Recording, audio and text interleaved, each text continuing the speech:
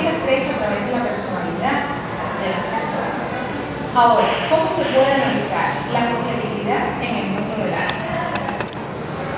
¿Qué tiene que ver ese objeto de estudio, que para mí como psicóloga es la subjetividad, con ustedes que son artistas, en este caso de la danza? Creo que el arte es subjetivo por excelencia, más allá de que la necesidad de percibir que está en el arte también, que lo hace tangible. Primero está en idea, primero se consigue, primero se ilusiona el artista, es la utopía de ese ideal que todo artista tiene, que por suerte o por desgracia casi nunca se llega a alcanzar, pero creo que eso es lo que nos conlleva a ir pasando de un movimiento al otro, esa necesidad que va conllevando al artista. Y en la danza está, pero es se ve, creo, de las manifestaciones en las que está, es súper difícil expresar con el cuerpo muchas veces lo que sentimos, lo que pensamos, pero la meta está, la pauta está en conseguirlo, en que tú lleves sin palabras, sin decirlo, sin necesidad de emitir un sonido específico, pero sí, muy aparte de que la contemporaneidad lo permite ya y que tú quieras expresarte más allá de tu cuerpo, está bien, pero creo que lo genial de la danza está en que logres esa subjetividad, llevarla a un movimiento, llevarla a una expresión, que el cuerpo es capaz de decir, que el cuerpo mismo, sin necesidad de la palabra, lo va a transmitir. Y esta subjetividad es solo expresión, es decir, cuando estamos hablando de la subjetividad, solo se ve como expresión física de ese cuerpo. ¿De qué hablamos cuando hablamos de esa subjetividad? Vamos a atrevernos un poquito más a adentrarnos en ese mundo de la subjetividad. Si estamos hablando de la psicología, que es ese mundo psicológico interno, ¿verdad?, que todos elaboramos, pero que un artista realiza una mediación, ¿verdad?, con otro valor. ¿Cómo funcionaría eso desde su propia creación? Por ejemplo, podemos contextualizarlo a las clases de creación coreográfica. ¿Cómo funciona? Yo creo que más bien, primero que nada, el artista es el ser humano capaz de exteriorizar o tratar de exteriorizar su mundo subjetivo. Eso más bien es porque todo lo que inspira tu proceso cognitivo, tu conciencia, tu parte creativa como artista es lo que te inspira a hacer una obra de arte o a hacer una coreografía o lo que te lleva, lo que maneja tu accionar, ¿no? Y me parece que esta subjetividad de la que hablamos no solamente es un proceso físico, sino también un proceso psicológico, por supuesto, porque aunque es subjetivo, es más que obvio que todo lo que sucede nos afecta, pero también es sacarlo lo de adentro hacia afuera en sentimientos, en percepción, en sensaciones, y eso se vale mucho el artista, en especial el bailarín, porque debemos hacer un espectáculo para un público, suponiendo que sea un teatro, pero casi siempre hacemos algo para que un público lo vea.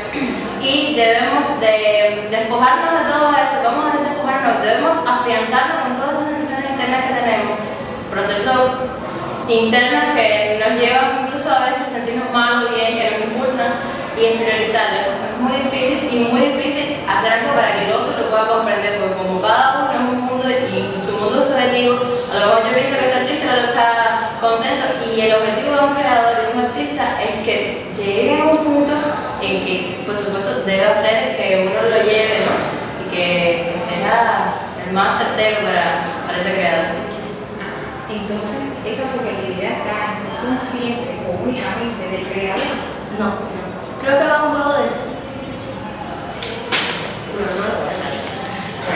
No, creo que va en un juego en cuanto a la psiquis.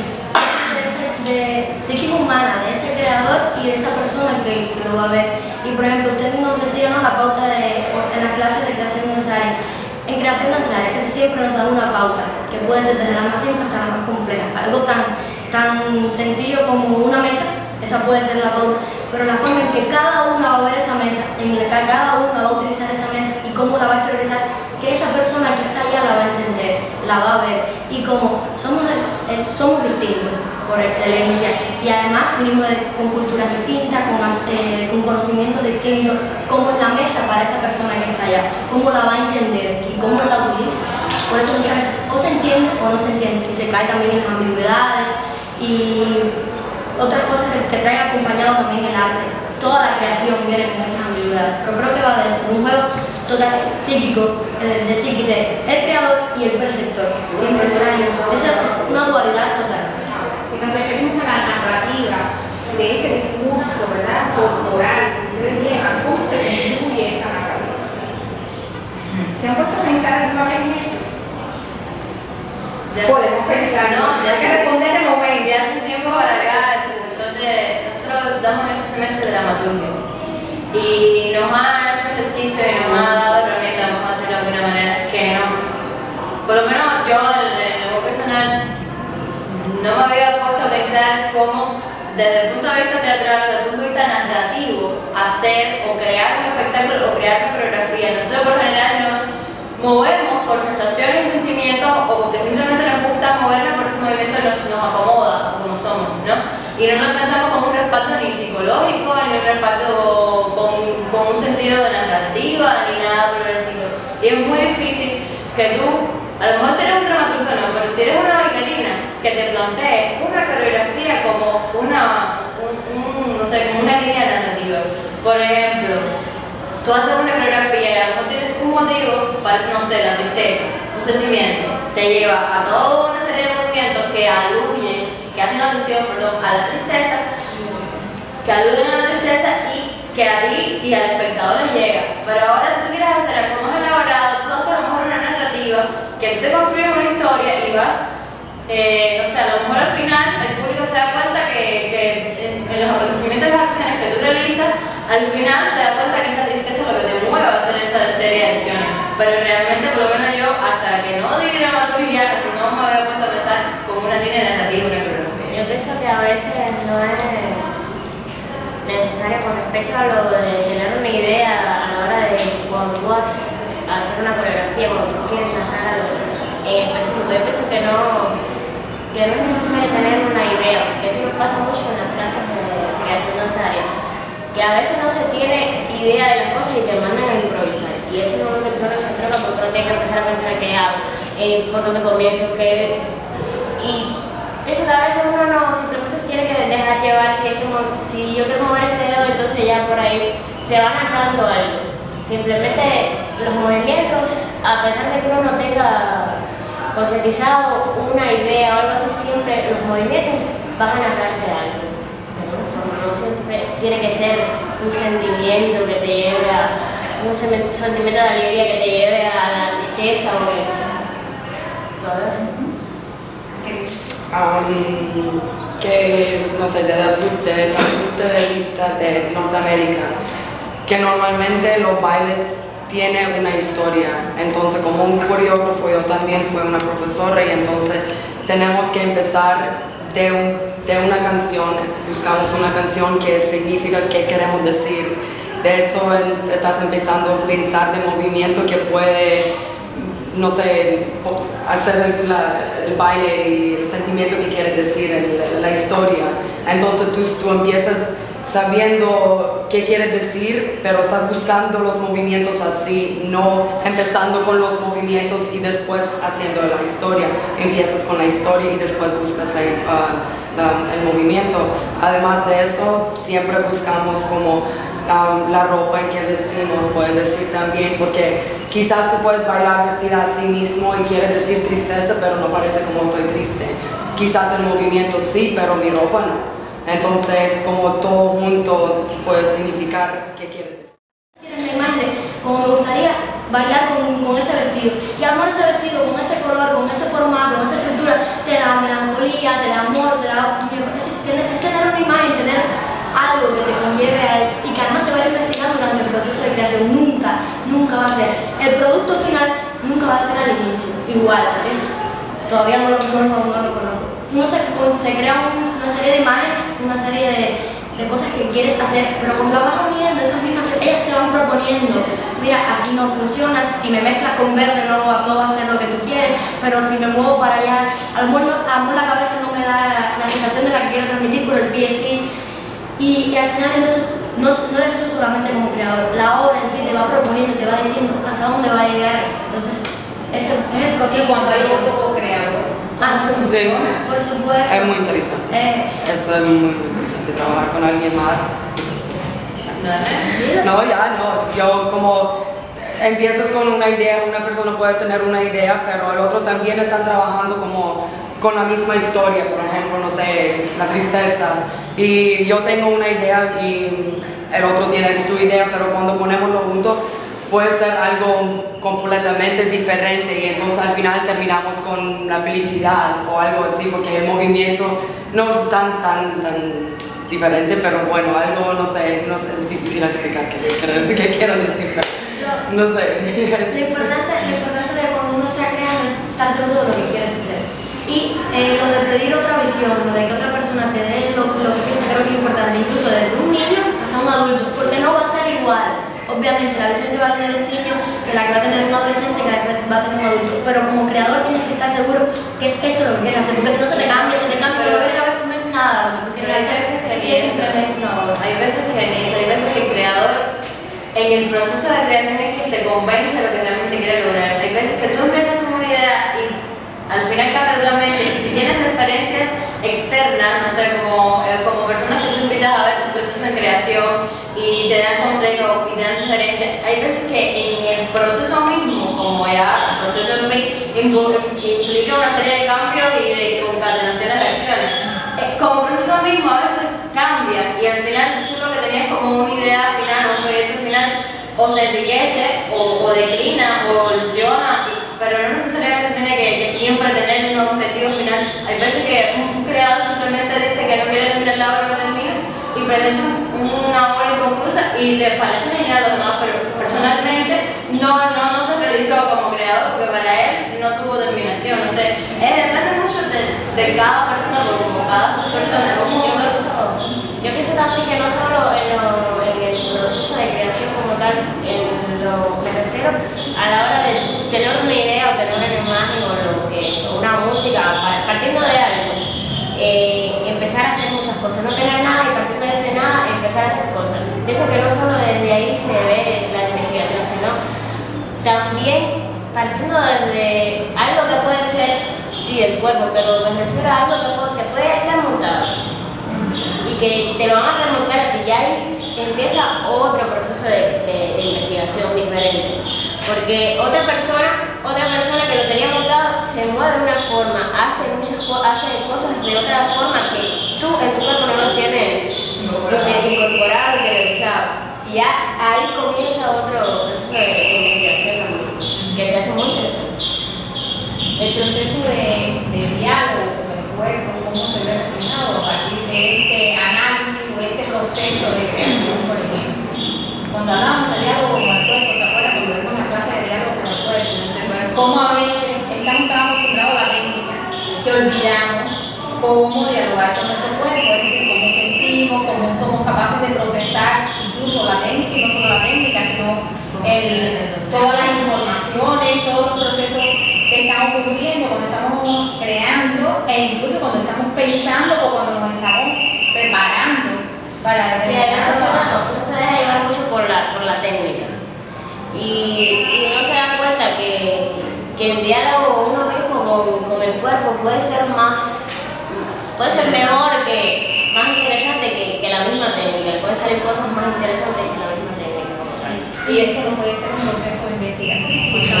Yo pienso que cada bailarín en algún punto, por supuesto que se tiene que formar técnicamente, pero debe hacer procesos de investigación personal para tener un conocimiento de las posibilidades de movimiento y las posibilidades, vamos a decir, creativas de movimiento, independientemente de la técnica, que puede enriquecer su trabajo como bailarín individual o simplemente como coreógrafo o en un trabajo en grupo, que tú puedas adherir a algún movimiento X que te sale a ti, la más humana necesaria, y los demás pueden aprenderlo o simplemente tú puedes realizarlo. Cada cuerpo incluso tiene características propicias para el movimiento propicio y cada uno se siente cómodo con eso. Y eso es otro totalmente proceso de investigación, casi siempre personal. Uno tiene que buscar su estilo, su movimiento y sus características como bailarín, independientemente de que es importantísimo la técnica. Sí, pero es que también uno se deja llevar por todo eso y aparta lo que es el sentir, el dialogar con el cuerpo.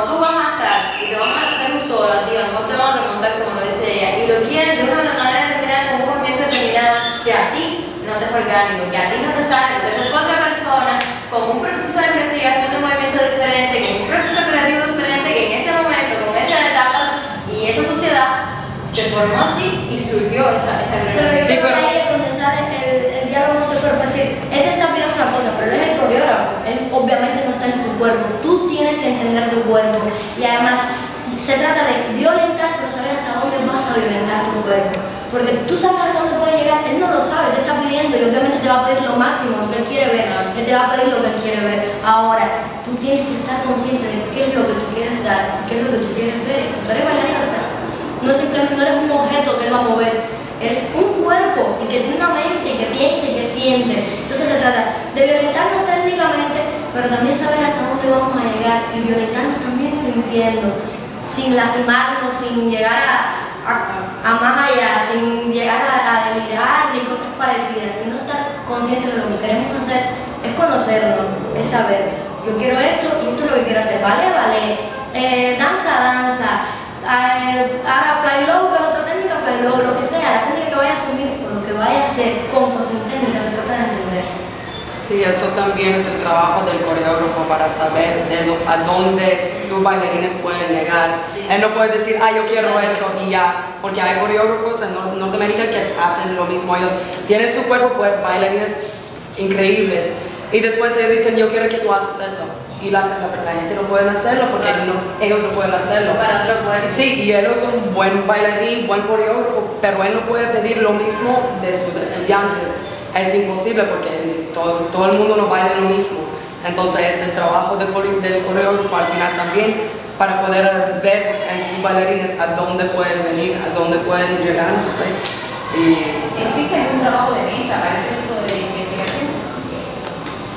Había un proyecto que se llamaba Inventario, que se hizo varias veces en la compañía de danza contemporánea de Cuba, que se hacía, yo me acuerdo, creo que era como un viernes al mes o eso, pero duró muy poco. Y era justamente un espacio donde la compañía creó para que los jóvenes creadores, incluso en procesos de creación, es decir, obras no terminadas, fueran, se pusieran y se vieran ante un público, ante cualquier persona que quisiera ir y que quisiera incluso, al final se hablaba sobre la obra y las personas intercambiaban y dialogaban sobre lo que le gustó, sobre lo que a lo mejor le aportaría, sobre lo que entendieron o no. Y yo incluso participé en uno y me pareció muy enriquecedor, pero se debe de hacer, yo no sé si hay otro tipo de proyecto o algo así como eso. El trabajo de mesa está dado por las condiciones sobre lo que, como tú seas, como te guste trabajar y lo que vayas a hacer. Sí, yo creo que sí es necesario, antes de someterte al salón, antes de comenzar a moverte para aquí, a moverte para allá y evitar que te decepciones, porque la decepción está en todo proceso de creación, de que llegues o no llegues. Creo que es importante que te sientes, que analices, que escribas si te es necesario, si te gusta hacerlo, si no, pero que escribas qué es lo que tú quieres y que bueno, y después que lo logres representar, que es lo ideal. Pero creo que sí, que es importante que traces todas tus coordenadas, es como hacer una especie de croquis de mapa, que te ordene, que te organice tu trabajo y que te organice ideas además. Que no evita que vaya a quedar, que eso no dice que si va a quedar bien o va a quedar mal, si te vas o no te vas a decepcionar, si va o no va a gustar, pero creo que te ayuda como creador y además vas a ir perfeccionándote y que sí, yo creo que sí es importante. A veces uno hace una coreografía y le dice que sí tuvo ese paso y uno dice que no, pero yo pienso que de alguna forma si tú llevas a tu salón cuando estás creando algo, a una persona para que te dé ideas o para que vea el trabajo que tú estás haciendo, yo pienso que ya eso forma parte de ese trabajo de mesa. Porque ahora tienes que explicarle a esa persona de qué estás partiendo, qué es lo que estás haciendo, cuál es el tema, qué tú quieres hacer con este movimiento, con esta otra cosa. Entonces ya aparece un diálogo entre esas dos personas que de alguna forma crea un trabajo de mesa. Por tanto, está destinada a un poco a la flexibilidad y a la autorreferencia, a autorreflexionarse dentro de un contexto social, dentro de un contexto cultural, dentro de la producción de sentido, ¿verdad? Estamos hablando de una producción de sentido que cobra una significatividad un poco en un contexto, en un